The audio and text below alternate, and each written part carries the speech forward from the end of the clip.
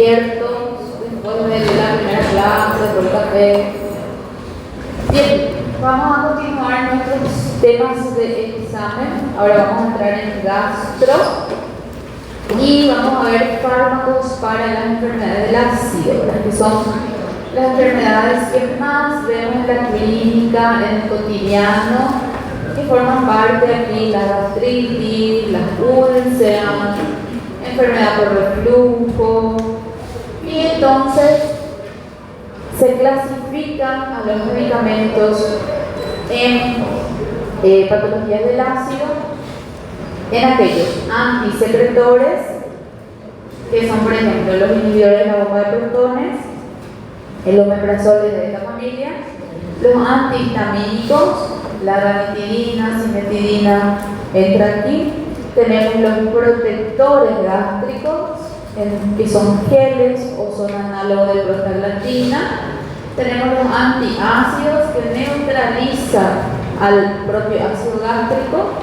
Y tenemos los antibióticos para tratar la causa principal de la enfermedad del ácido, que es la bacteria Helicobacter. ¿Sí? Entonces, hay otros medicamentos en el ámbito gástrico, sí, como pueden ver, varios otros medicamentos, los promotores de la motilidad gástrica, para intestino irritable, para enfermedad intestinal inflamatoria, muchos otros medicamentos. Nosotros vamos a abordar estos que están aquí, que son para las enfermedades del ácido. ¿Sí? Bien. Ellos lo vamos a conocer también como antiulcerosos. Evitamos las complicaciones de la enfermedad del ácido. La principal, la úlcera péptica. La úlcera péptica, como sabemos nosotros, va a ser en realidad una complicación ya de la enfermedad del ácido. Y esta enfermedad va a ocurrir por un desequilibrio entre los factores que protegen la mucosa y los factores que lesionan la mucosa. ¿Sí? Entonces hay un desequilibrio entre los factores protectores y los factores que van a lesionar a la mucosa. Entonces acá yo les traje una imagen que creo, no me acuerdo si es de Guillermo, igual ustedes después me van a decir, van a buscar, pero es muy práctico para estudiar, ¿verdad? Debemos de recordar entonces la fisiología, un poquitito de todo lo que es la secreción gástrica, los factores protectores, los factores lesivos. Entonces dijimos, cuando tenemos enfermedad del ácido, tenemos un desequilibrio entre el factor protector y entre el factor lesivo. ¿Cuál es el factor protector? Es el mediado principalmente por la prostaglandina. La prostaglandina estimula la producción de mucina, del moco, estimula la producción de bicarbonato y disminuye la secreción gástrica ácida. ¿Sí? Entonces es un factor protector muy importante. Otro factor protector también a nivel gástrico, a nivel local, es la vasodilatación, que va a promover el buen aporte sanguíneo, el buen flujo sanguíneo. Es un factor protector. Otro factor protector es dentro mismo de este tejido las células D, productoras de somatostatina, que van a estimular a las células mucosas, por ejemplo, a producir muco, y también inhiben la producción de ácido por medio de las células parietal. Entonces también es protector. Por otra parte, el agente lesivo es justamente la acidez, que puede ser exacerbada por varios factores, como por ejemplo el tabaco, el estrés, el alcohol, a ver qué más, los AINES, antiinflamatorios no esteroideos, incluso hay gastropatías por AINES también. Entonces forman parte ellos de los factores lesivos, y en el 90-95% de los casos la causa es el Helicobacter pylori. ¿Sí? Entonces es un factor lesivo en contra, hace un desequilibrio con el factor protector. Para empezar entonces nuestra clase, antes de entrar en la parte del fármaco mismo, vamos a ver ahí qué va a pasar. ¿Dónde se pone usted? Acá, como parte de mi bolsillo. Bueno, entonces tenemos aquí la célula parietal. En la célula parietal, en la membrana vasolateral, aquí nosotros tenemos tres receptores importantes. Tenemos la colecistoquinina, CCK, que es para la gastrina. Tenemos el receptor muscarínico M3, que es para la acetilcolina. Y tenemos el receptor H2 específico, H2, para la histamina. El estímulo de estas células, de estos receptores, hace que la célula parietal estimule una bomba muy importante, que es la bomba de protones, hidrógeno, potasio, ATPase. Y esta libera protón hidrógeno que va a formar el ácido clorhídrico. ¿Sí? Muy importante. Luego tenemos la célula mucosa, productora de mucina, del moco. Tenemos la epitelial, que va a sintetizar el carbonato. Tenemos la célula G, que va a producir gastrina. Y tenemos las células D, que van a producir somatostatina. Dos sistemas también nos faltan aquí: la célula enterocromafil, productora de histamina, y el sistema parasimpático, que por medio del nervio vago, mediado el efecto por la acetilcolina, tiene intensa acción sobre este sistema, este complejo. ¿Sí? Por el nervio vago, la activación del sistema parasimpático, nervio vago colinérgico, y su neurotransmisor es la acetilcolina. ¿Sí? ¿Por qué les agregué esta aquí? A ustedes nunca les pasó que pensaron nada más en alguna comida alguna vez, en un pancito de queso, en una cochilla, y se les dio así agua en la boca, y enseguida ya empezaron a sentir esa sensación en el estómago, las mariposas, entre comillas? Bueno, entonces es el sistema parasimpático actuando, ¿sí? Mariposas por comida, ¿sí? Entonces, el sistema parasimpático, recordamos que es el sistema de la relajación, del estudio, de la alimentación, ¿verdad? Entonces, cuando solamente nos imaginamos un alimento, vemos un alimento, olemos la comida, nosotros ya tenemos la activación del parasimpático. ¿Sí? ¿Qué hace? Libera acetilcolina. ¿Qué hace la acetilcolina? Va a glándulas salivales, por ejemplo. En esta porción va a la célula parietal, estimula al receptor M3 a liberar, a producir ácido clorhídrico, esperando la comida que va a llegar, ya esperando esa comida que va a llegar, ¿sí? Bien, ¿dónde también va a actuar esta acetilcolina? También va a actuar aquí, a nivel de la célula enterocromafil. ¿Qué va a hacer aquí? Aumenta la síntesis de histamina. ¿Y dónde va a actuar histamina? En su receptor a nivel parietal. Y es un receptor específico, es el H2. Él no es antialérgico por ello. El antialérgico va al receptor H1 en específico. Este es para H2 a nivel parietal. ¿Qué hace entonces el estímulo de histamina y de acetilcolina sobre la parietal? Estimula la producción de ácido clorhídrico. ¿Sí? Bueno, entonces esa leve o ese leve inicio de la secreción ácida, más ya la introducción del medicamento, del alimento en el estómago, va a ejercer procesos mecánicos de tensión.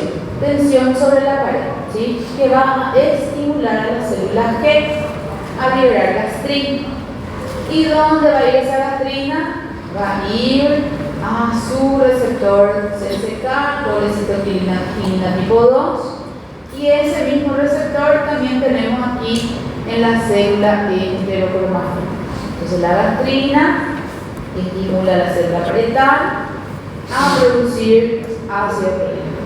La gastrina también estimula la enterocromafil a producir vitamina, que va a su receptor en la célula parietal y también estimula la producción de ácido clorhídrico, ¿sí? Cuando este ácido aquí es lo suficientemente, el pH, ¿verdad?, es lo suficientemente bajo, incluso por debajo de 3, se activa la célula T y esta empieza a producir somatostatina. La somatostatina hace un feedback negativo con la célula G. ¿Qué significa? Si se libera somatostatina, ya no se libera gastrina. Entonces, gastrina es un potente estimulador de la producción de ácido clorhídrico. Entonces se inhibe ya la producción de ácido clorhídrico. La somatostatina también va a actuar a nivel de la célula parietal.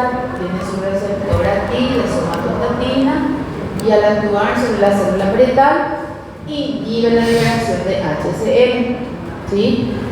La somatostatina también tiene su receptor a nivel de la célula mucosa y estimula la liberación de la producción de muco. Es un protector, ¿verdad? Entonces, la somatostatina es como la reguladora de la acidez. Cuando ya está lo suficientemente ácido, incluso con un pH ya por debajo de 3, la somatostatina entonces se libera, inhibe la gastrina, inhibe la liberación de HCl, estimula la liberación y producción de moco. ¿Sí? ¿Menor o mayor? Menor. Aquí. Yo tengo un problema con estos signos, así que escuchen nomás lo que digo.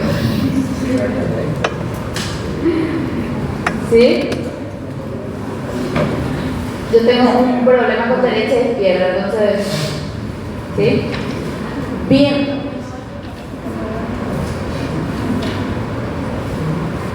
Aquí nos faltó hablar de la prostaglandina. La prostaglandina va a ser formada, ¿verdad?, a nivel sintetizado, a nivel local mismo, y va a actuar sobre receptores a nivel de la célula mucosa. ¿Qué hace a nivel de la célula mucosa la prostaglandina? Estimula la producción de moco. ¿Qué hace la prostaglandina sobre la célula epitelial? Estimula la producción de bicarbonato. También tengo receptores de prostaglandina a nivel parietal. ¿Qué hace? Inhibe a la bomba, entonces tengo menos o se inhibe la producción de HCl, ¿sí? Entonces, ¿para qué? Para tratar de neutralizar otra vez ese ácido, ¿sí? Bien, entonces ahí tenemos brevemente, de forma muy rápida, una explicación de la fisiología normal a nivel gástrico, que nuevamente tenemos las células productoras de somatostatina, de gastrina, de ácido clorhídrico, de muco, bicarbonato. Entonces, recordando que tenemos la célula enterocromafil, tenemos el sistema parasimpático, que con solo la vista o la imaginación ya va a terminar estimulando estos sistemas, ¿sí? ¿Todos entendieron esta parte? ¿Sí? ¿Sí? Recordando entonces una vez más, la acetilcolina actúa sobre receptores muscarínicos tipo 3 en la célula enterocromafil y en la célula parietal. Aquí estimula la secreción ácida, activa la histamina. La histamina a su vez estimula la secreción ácida por su unión a su receptor, ¿sí? La gastrina, cuando llega el alimento aquí a nivel gástrico, por procesos físicos, químicos, incluso mecánicos, por la distensión incluso del estómago, va a activarse, va a liberar gastrina, actúa sobre el receptor del CCK en célula enterocromafil y en parietal, estimulando la liberación de HCl. Cuando el pH está lo suficientemente bajo, se activa la célula D, que inactiva la G, ¿sí? Y que actúa también sobre la parietal, la mucosa, estimulando la secreción de moco y disminuyendo la secreción ácida. Y la prostaglandina actúa sobre la célula parietal, mucosa, epitelial, para la producción de moco, bicarbonato y reducción de la acidez, ¿sí? Por eso dijimos nosotros que los AINES inhiben la protección, disminuyen la protección gástrica y aumenta la secreción de ácido. ¿Por qué? Porque la prostaglandina está inhibida, ¿o no?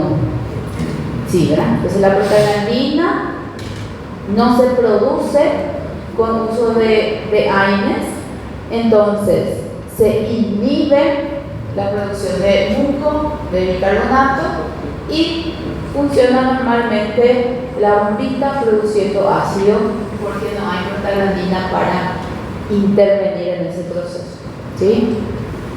Ahora, ahí tenemos solamente dentro de este mecanismo procesos de protección y también lesivos, ¿sí?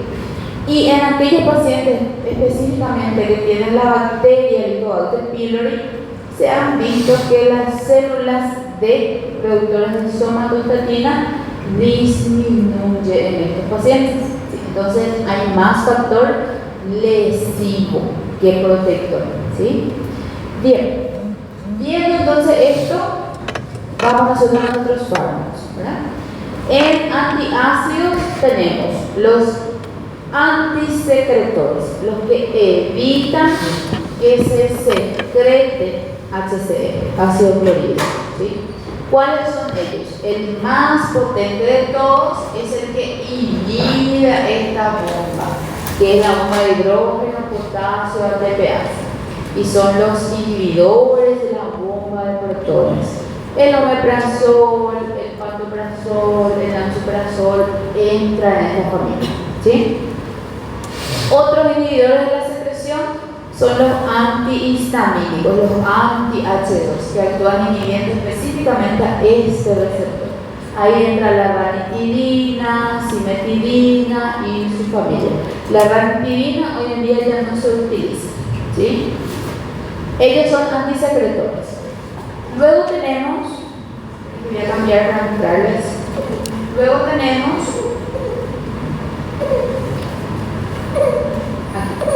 inhibidor de la bomba de protones, los antihistamínicos, anti-H2. Luego tenemos los antiácidos, aquellos que actúan directamente neutralizando el ácido clorhídrico. Son como los bicarbonatos, ¿verdad? Carbonato de calcio, por ejemplo. Y luego vienen, sí, ahora sí, los protectores de la mucosa, los que son protectores gástricos. Los protectores gástricos van a ser los análogos de la prostaglandina, los que van a actuar igual a la prostaglandina. Por ejemplo, el misoprostol. Tenemos luego aquellos geles, ¿sí? Aquellos geles que se van a depositar por encima de la célula aquí, que son, por ejemplo, el supralfato, las sales de bismuto, que son los más comunes.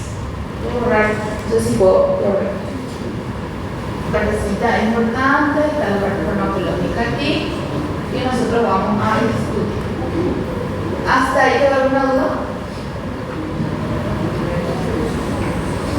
Aquí está fácil todavía. No.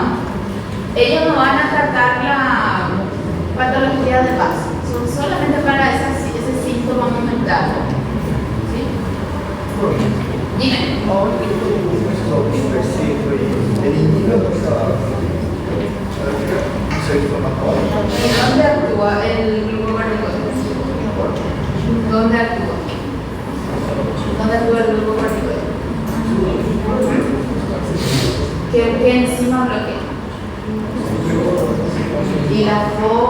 pasa a 2 y se inhibe la vía de la ciclooxigenasa.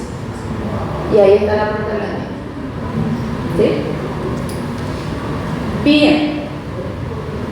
Hay que tener otros fármacos, hay que tener un poco más en colores. Los fármacos que vamos a ver. En realidad nosotros vamos a enfocar mucho en los inhibidores de bomba de protones, que son los mejores. Luego tenemos los antihistamínicos, vamos a ver citoprotectores y los antiácidos probablemente no los veamos. La terapia de Goddard pylori vemos al final. Bien, vamos a empezar con nuestros inhibidores de la bomba de protones. Si tienen dudas hasta ahora, quiero aclararlas para poder seguir. Si no tenemos dudas, vamos a seguir normalmente. ¿Tienen dudas? ¿No? Muy bien. Entonces,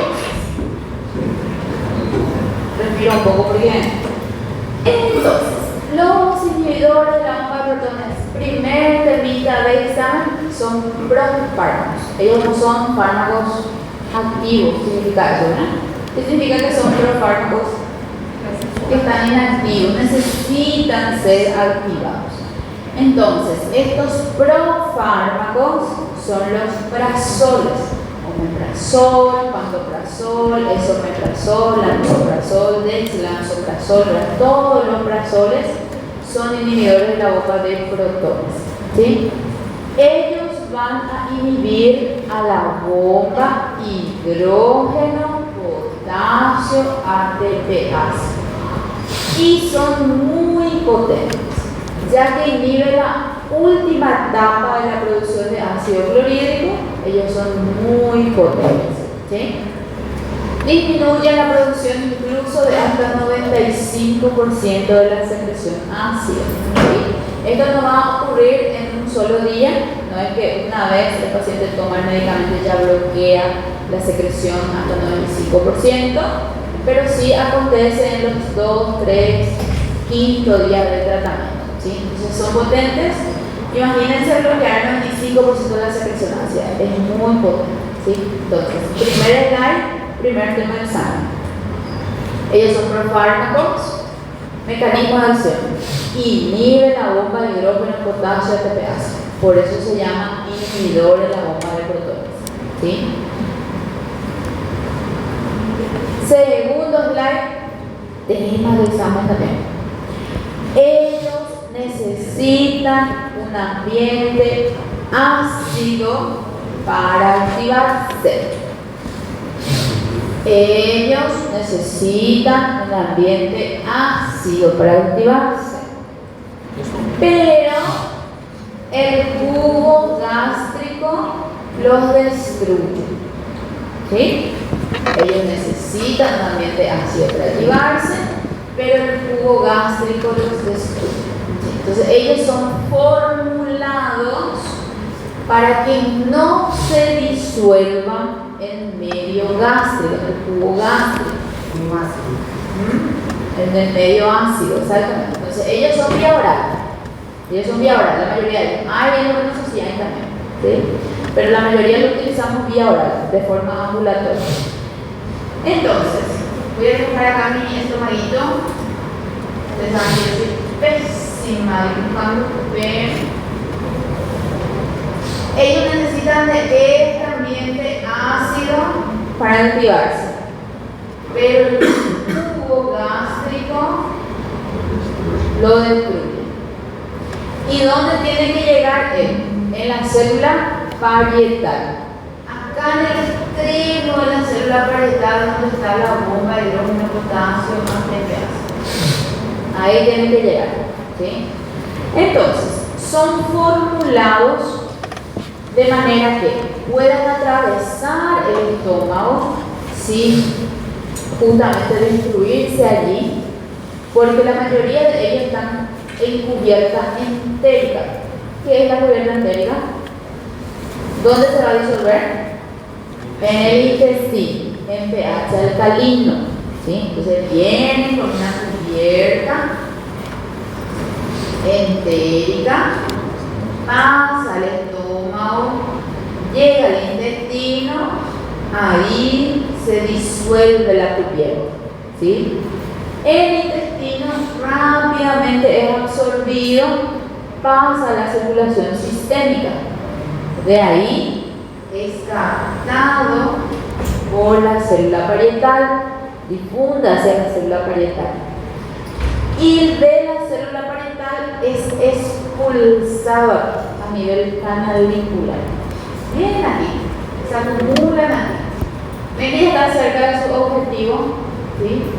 Una vez que llegan aquí, el ambiente tiene que estar ácido para que se active, ¿sí? Claro, va a ocurrir varios procesos bioquímicos, ¿sí? Nosotros estamos simplificando los hechos. Entonces llega aquí, por enlace covalente, se une a la bomba hidrógeno, potasio, ATPasa. ¿Y qué significa que se una de forma covalente? El enlace es irreversible. Entonces, irreversible. ¿Cuánto tiempo entonces dura este efecto? 24, 48 horas. Una media de 21 horas le ponemos, ¿sí? Para que el estómago pueda sintetizar de nuevo, secretar de nuevo ácido, tiene que formar nueva bomba, tiene que sintetizar nueva bomba, porque recordamos que las uniones irreversibles inutilizan al receptor, ¿sí? En este caso nuestra bomba, ¿sí? Entonces la célula parietal tiene que sintetizar nueva bomba para la secreción de ácido, y eso le va a llevar a la célula 48 a 62 horas, ¿sí? Entonces, ¿todos entendimos esta parte? Volvemos a repetir una vez más, ¿sí? El electrofármaco, sí, necesita un ambiente para activarse. Está envuelto en cubierta entérica que necesita pH alcalino para disolverse, ¿sí?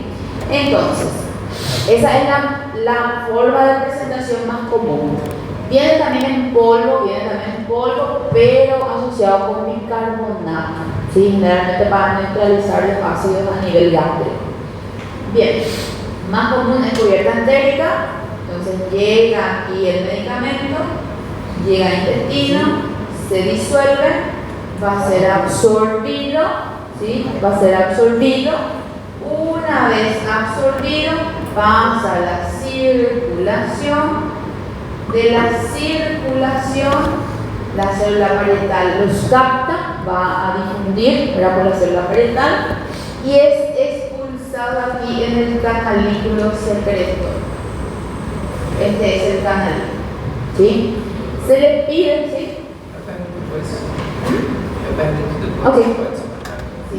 En el canalículo, cuando llega el medicamento, ya debería de estar el pH ácido. Entonces, todo este proceso aquí tarda, va a llevar un tiempo, 30 minutos a 1 hora. Entonces, se le recomienda al paciente que 30 minutos a 1 hora después de la administración del medicamento se alimente. ¿Para qué? Para que cuando llegue el medicamento aquí tenga ácido, esté ácido. ¿Sí? ¿Y por qué va a ocurrir eso? Porque se va a empezar a liberar protonhidrógeno, producción de HCl, acidez, ¿sí? Una vez más, este proceso es importante porque este examen es un mecanismo de acción más específico. General, su mecanismo de acción general es inhibir la bomba de hidrógeno potasio ATPasa, bomba de protones, ¿sí? ¿De qué forma lo inhibe? De forma irreversible. Se une a él mediante enlaces covalentes, ¿sí? ¿Y cómo ocurre todo ese proceso? Porque él viene en una envoltura que no se disuelve en el ambiente ácido, se disuelve en pH alcalino, entonces llega al intestino, aquí a este nivel se libera, pasa a la circulación, una vez más es captada por la célula parietal. La célula parietal lo expulsa del canalículo y en el canalículo se activa, ¿sí? Acá está todo el proceso de activación, que nosotros no vamos a estudiar procesos químicos, pero sí a este nivel se activa, se une por enlace covalente a la bomba y esto es de forma irreversible, ¿sí? ¿Qué se le pide al paciente? Punto número 1, tomarse durante o en ayunas. En ayunas. ¿Por qué en ayunas? Porque durante el periodo de ayuno tenemos más síntesis y expresión de bomba de hidrógeno, potasio, ATPasa en la membrana parietal. Entonces, cuanto más tiempo de ayuno, más bombitas va a tener el paciente disponibles esperando la comida para empezar a secretar, ¿sí? Entonces es el momento en el cual vamos a bloquear la mayor cantidad de bombas posibles, ¿sí? Y segundo, que le vamos a pedir al paciente que 30 minutos a 1 hora después de la comida del medicamento se alimente. ¿Para qué? Para el pH, cuando llegue el fármaco, el profármaco, sea ácido. ¿Todos entendieron esa parte? En el fondo entendieron. ¿Qué significa?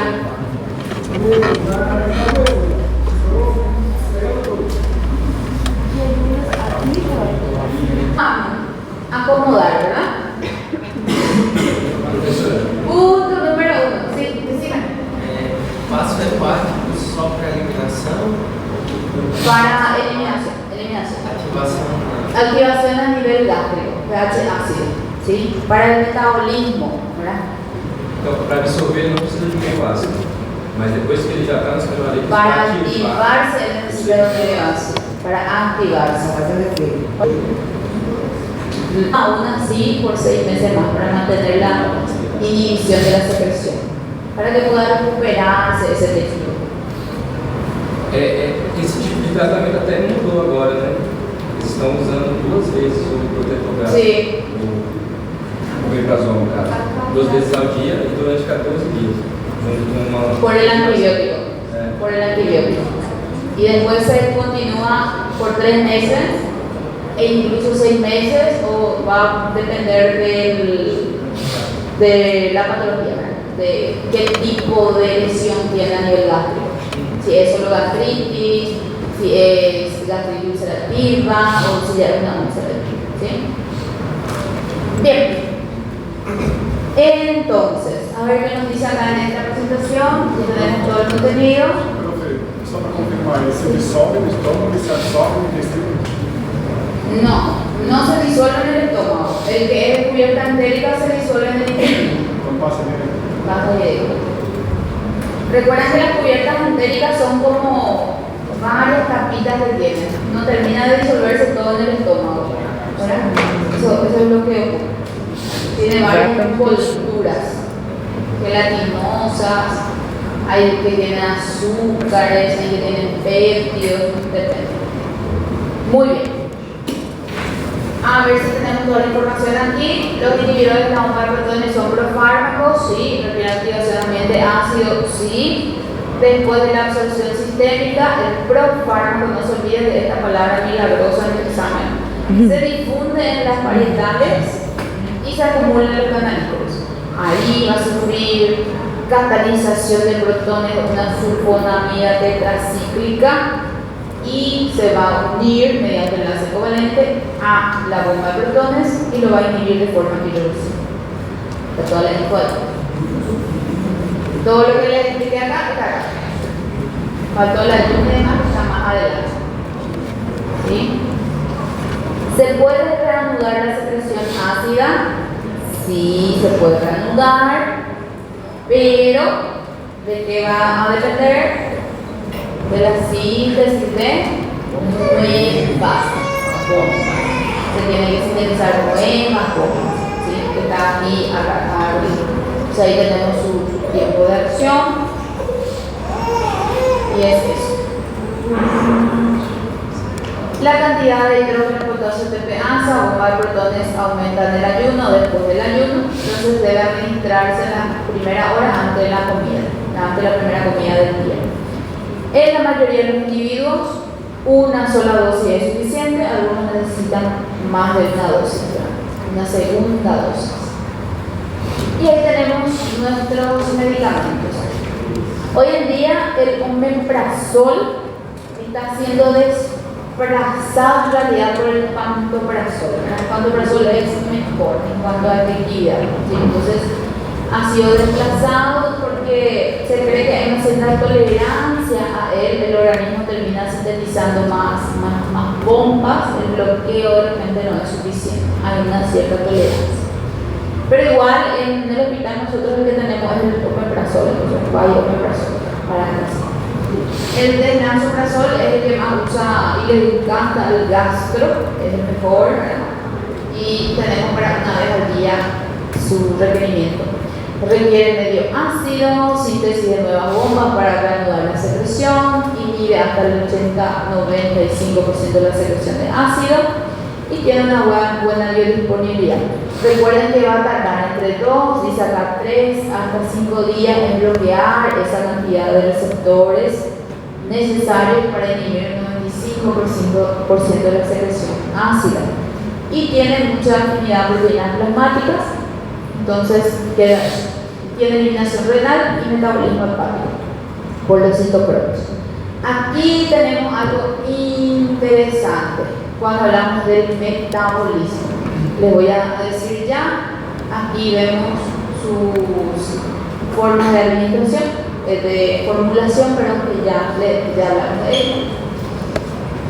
Propiedades farmacológicas, que también ya hablamos, estoy saltando nomás, pero hay cosas que ya vimos, enfocando en lo que tienen que marcar para estudiar. La mayoría son intravía, tenemos para vía endovenoso en el hospital, son estables a pH neutro, se destruyen por jugo gástrico. Entonces, si la cápsula, si el granulado se destruye antes incluso de ser ingerido el medicamento, ya se pierde su propiedad. Ustedes seguro alguna vez escucharon decir que maceran el medicamento y que mandan, ¿verdad? Entonces se pierde el medicamento, los que son formulados por vientre, los que vienen microgranulos. Si se rompe la cápsula, el pH de la boca, incluso del esófago, va a terminar destruyendo, ¿verdad? Y a nivel gástrico se destruye totalmente, ¿verdad? Entonces queda eso mencionado. Acá les puse al perrito explicando que el pH ácido en el canalículo activa el profármaco, entonces los alimentos mantienen, estimulan la acidez. Entonces 30 minutos antes de las comidas tengo que administrar el medicamento, que es lo mismo que decir que 30 minutos después del medicamento se alimente el paciente, es lo mismo, ¿sí? Y la envoltura entérica solo a pH alcalino se disuelve. Le dije todo eso, ¿verdad? Sí, y está todo también la presentación. Otro tema de examen muy interesante es que ellos van a metabolizar por enzimas de la familia de los citocronos. Y en especial el omeprazol inhibe al citocromo 12-19. Necesita, metaboliza y se inhibe a esta enzima, citocromo, el citocromo, ¿verdad? Sí, 12-19. Y un antiagregante, el clorhidrogenado, necesita de esta enzima para su metabolismo. El clopidogrel es un fármaco de vida o muerte.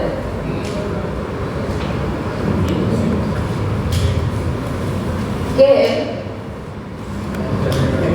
¿A quién le vamos a dar? ¿A quién le vamos a dar un antiagregante? El clopidogrel. Paciente de riesgo coronario, alto riesgo coronario, muy alto riesgo coronario, ¿sí? Es de vida o muerte. ¿Tiene que funcionar? Tiene que funcionar. Entonces, el omeprazol omeprazol inhibe a la enzima que metaboliza clopidogrel. Significa que clopidogrel pierde eficacia cuando es administrado junto con omeprazol. ¿Por qué? Por causa de esta enzima. El único inhibidor de la bomba de protón que inhibe al ácido bromo 12-19 es el omeprazol. Entonces yo no voy a indicar omeprazol con clopidogrel. ¿Por qué? Porque voy a perder la efectividad del clopidogrel. Voy a perder la eficacia del clopidogrel. Y eso sí puede ser debido a solo el omeprazol. ¿Por qué? Por causa de esta enzima. ¿Qué puedo hacer entonces? Le doy otro inhibidor de la bomba, como por ejemplo pantoprazol. Tranquilamente le doy pantoprazol. ¿Sí? Tema de examen. ¿Sí? A ver qué tenemos aquí. El temita, yo les puse aquí al ladito con el perrito para que no se olviden, el perrito con lente, con óculos. Entre los inhibidores de la bomba de protones, solo el omeprazol inhibe el citocromo 12-19. Solo el omeprazol.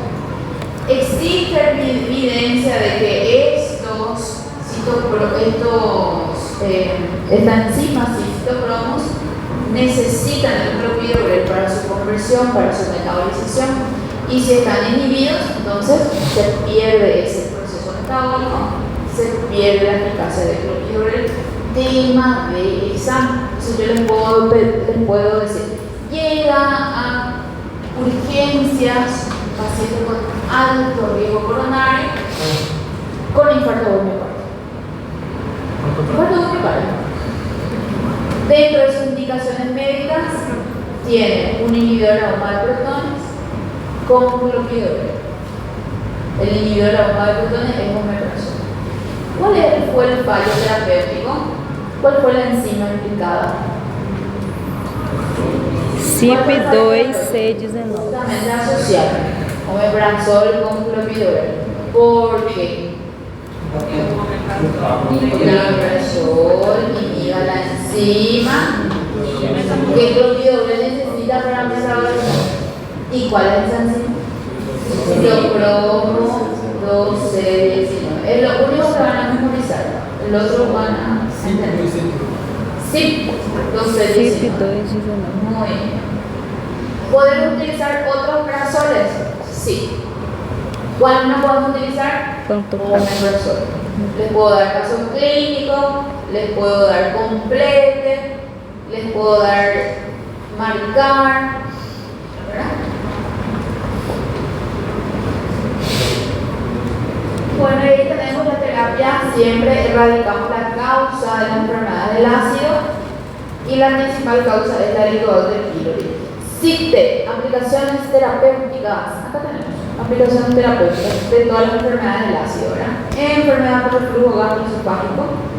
¿Es enfermedad del ácido? Sí, es enfermedad del ácido. Síndrome ulceroso péptico, se usa para el tratamiento y para la prevención. Gastropatías por AINES. ¿Por qué los AINES dijimos que son gastrolesivos?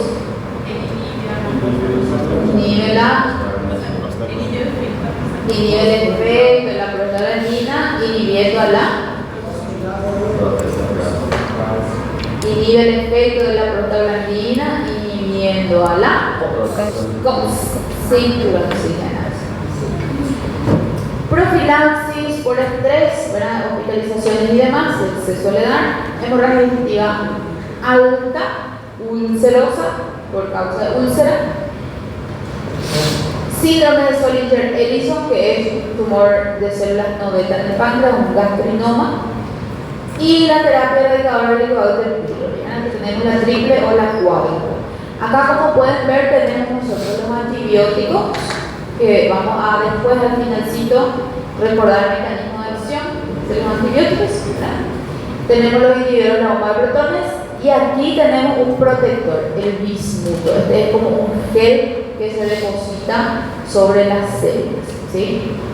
Para los efectos adversos, son súper raros los efectos adversos, pero pueden aparecer. Recordando que necesitamos nosotros de esa acidez para absorción de ciertos minerales, de ciertas vitaminas, de ciertos nutrientes. Entonces, principalmente vamos a tener un déficit en la absorción, por ejemplo, de magnesio, en la absorción de calcio, incluso de ciertas vitaminas. Aquí en la presentación dice riesgo de fracturas. Es demasiado raro ver una fractura porque alguien usó omeprazol, por ejemplo. Entonces, igual queda el riesgo de fractura por la hipocalcemia que puede llevar a una disminución de la densidad ósea, pero es muy raro. Tiene que ser uso, no sé, de por vida del omeprazol, ¿verdad?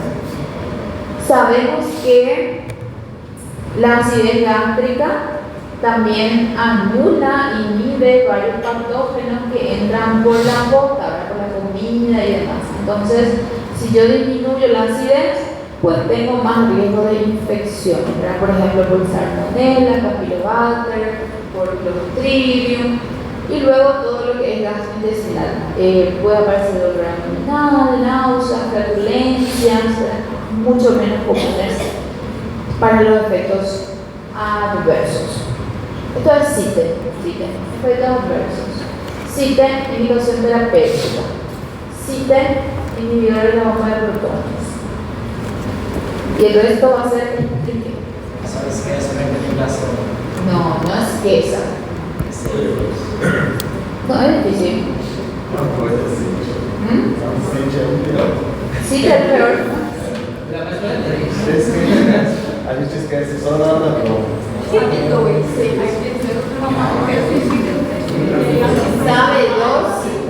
¿Saben qué hacen? ¿Saben dos? Saben muy bien. Pudieron dejar en ese 2 para ver si la profe considera. ¿Qué hacen? Le escriben tercero que nada que ver.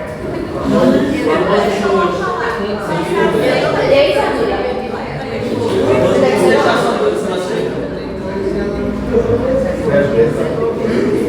Escribe un tercero que nada que ver. Ahí. Hubo una vez una alumna que no recuerdo ni de qué sección ni qué fue la pregunta, pero era antihipertensivo y me puso, creo que le puso efecto, le coloqué mecanismo, ¿verdad? Vasoconstricción, vasodilatación.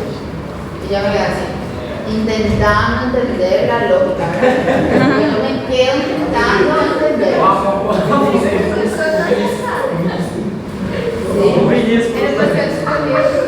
Sí. Vamos a descansar un ratito. ¿Qué más acá?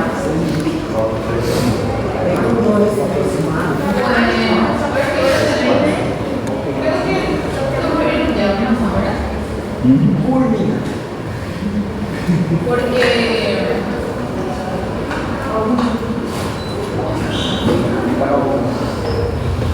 somos antihistamínicos y el resto para la próxima clase. Antihistamínico y el resto para Cualquier duda que tengan, se acerca antes del examen. En el examen no se quitan las notas. Todo lo que tenga stickers, colores, subrayando, cosas, temas de examen. Sí. Ahora por hoy tienen alguna duda de las clases de hoy. Não, eu vou aprender. O Vitor vai me ensinar. Mas eu vou ensinar pra ele. ¿En serio? A mecanização já trabalhou. ¿Quién le explica a Wanderson lo